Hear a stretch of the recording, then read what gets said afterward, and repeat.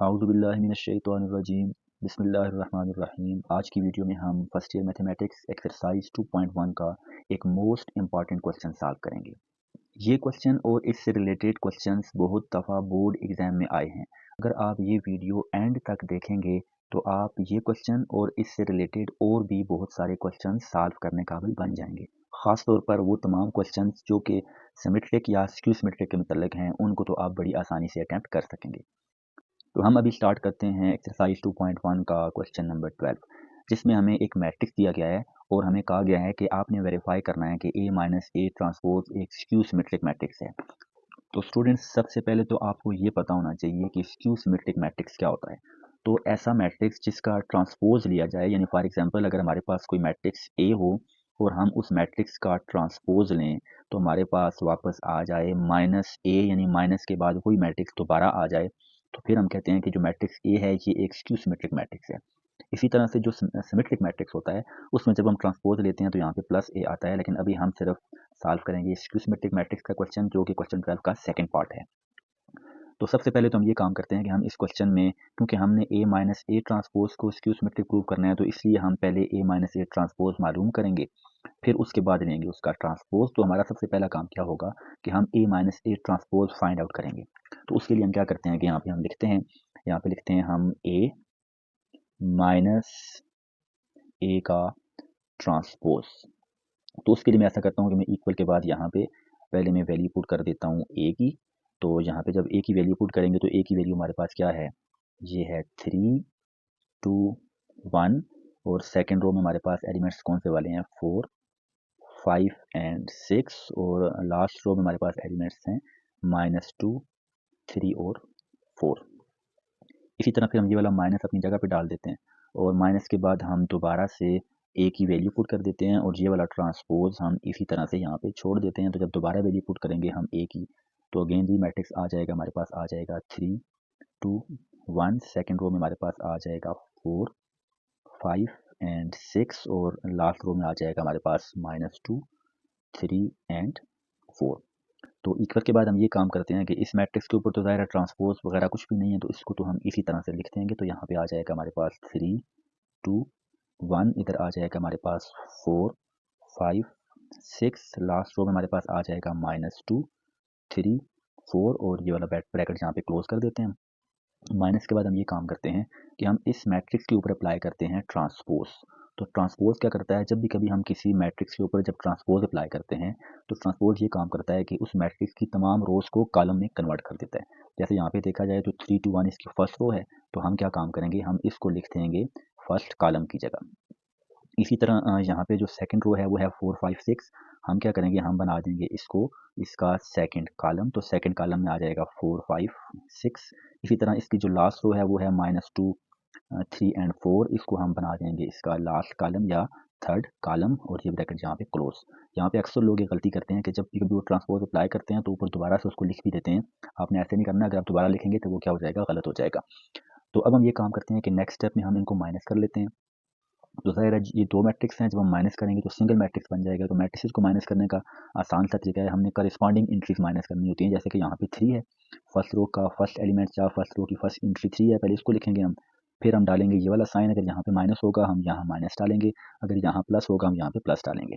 फिर हम क्या काम करेंगे कि यहाँ पे जो सेकंड मैट्रिक्स है उसकी हम फर्स्ट रो की फर्स्ट एंट्री लिखेंगे, जो कि क्या है, 3 है। इसी तरह यहाँ पे अभी आ जाएंगे फर्स्ट रो की सेकंड एंट्री के ऊपर, जो कि 2 है। फिर हम डालेंगे ये वाला साइन और फिर हम क्या करेंगे, यहाँ पे फर्स्ट रो की सेकंड एंट्री लिख लेंगे, जो कि हमारे पास क्या है, 4 है। इसी तरह यहाँ पे आते हैं तो फर्स्ट रो का थर्ड एलिमेंट जो कि क्या है, 1 है। फिर हम डालेंगे ये वाला साइन, तो यहाँ पे आ जाएगा माइनस।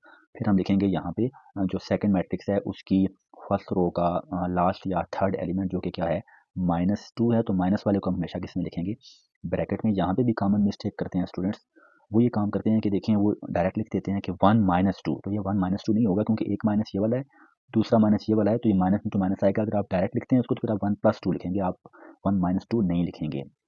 जिस तरह मैंने फर्स्ट रो को माइनस किया, इसी तरह से मैं जल्दी से सेकंड और थर्ड रो को भी माइनस कर लेता हूँ। तो नेक्स्ट स्टेप हमारे पास आ जाएगा, यहाँ पे आ जाएगा 3 - 3, ये बन जाएगा हमारे पास 0। इधर से आ जाएगा 2 - 4, ये बन जाएगा हमारे पास -2। क्योंकि साइन डिफरेंट हैं इसलिए माइनस करेंगे, बड़े नंबर का साइन लगाएंगे।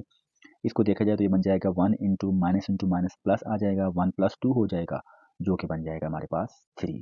इसी तरह नेक्स्ट रो में हम जब सिंप्लीफाई करेंगे तो ये बन जाएगा हमारे पास 2, यहाँ पे बन जाएगा हमारे पास 0, यहाँ पे अगेन बन जाएगा हमारे पास 3।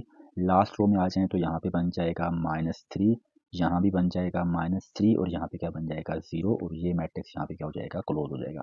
तो यहाँ तक हमने क्या काम किया, हमने ए माइनस ए का ट्रांसपोज हमने फाइंड आउट कर लिया।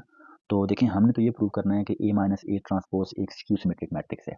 तो जब भी कभी आपने किसी मैट्रिक्स को सिमेट्रिक प्रूव करना हो या स्क्यू सिमेट्रिक प्रूव करना हो या चेक करना हो, तो उसके लिए हम ये काम करते हैं कि हम उस मैट्रिक्स का लेते हैं ट्रांसपोज। अब क्योंकि हमने इस मैट्रिक्स को स्क्यू सिमेट्रिक प्रूव करना है, तो इसलिए हम क्या करेंगे, हम इसके दोनों तरफ क्या अप्लाई कर देते हैं, ट्रांसपोज। तो यहाँ पे ब्रैकेट डाल के ऊपर हम क्या लिख देते हैं, ट्रांसपोज, और यहाँ भी इसके ऊपर क्या लिख देते हैं हम, ट्रांसपोज। अब नेक्स्ट स्टेप में हम क्या काम करते हैं, नेक्स्ट स्टेप में लेफ्ट साइड पे हम यहाँ पे ए माइनस ए ट्रांसपोज हो ट्रांसपोज को इसी तरह से छोड़ देते हैं, तो यहाँ पे आ जाएगा ए माइनस ए ट्रांसपोज और ऊपर आ जाएगा होल ट्रांसपोज, और इक्वल के बाद हम ये काम करते हैं कि हम इस मैट्रिक्स के ऊपर ट्रांसपोज को अप्लाई करते हैं। जैसे हमने ऊपर ट्रांसपोज अप्लाई किया था, इसी तरह यहाँ भी जब अप्लाई करेंगे तो क्या करेंगे, रोज को कन्वर्ट कर देंगे कॉलम में। जो पहली रो है वो हमारे पास है 0 -2 3, इसको हम क्या बना देंगे, पहला कॉलम। तो पहले कॉलम में आ जाएगा 0 -2 3। इसी तरह यहाँ पे जो सेकंड रो है वो है 2 0 3, तो सेकंड कॉलम हमारे पास फिर बन जाएगा 2 0 3।